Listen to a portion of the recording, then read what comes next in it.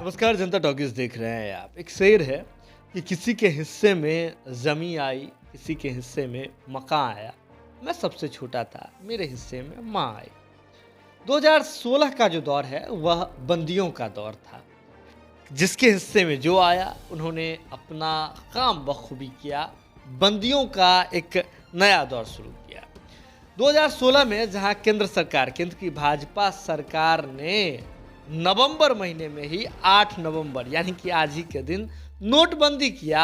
और नोटबंदी के बाद क्या कुछ हुआ था जिसके भुक्तभोगी पूरी जनता बनी थी, यह कोई भूल नहीं सकता है।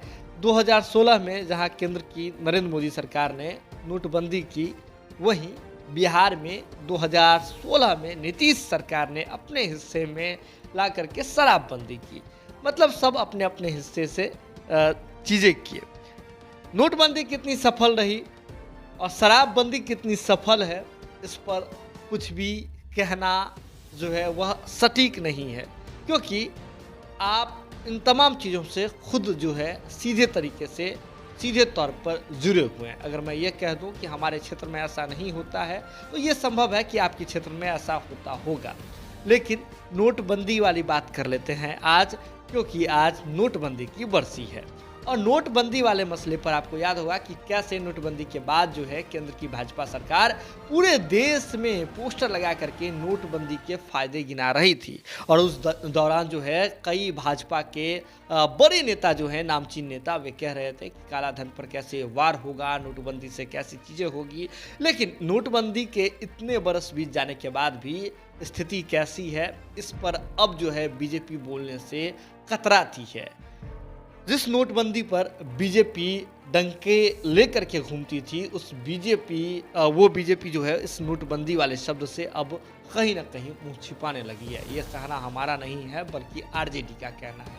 आपको बता दें कि राष्ट्रीय जनता दल ने अपने ट्विटर अकाउंट से एक ट्वीट किया है, जिसपे उन्होंने लिखा है कि नोटबंदी जो है वह सिर्फ और सिर्फ जनता को व्यर्थ का परेशानी देने वाला रहा।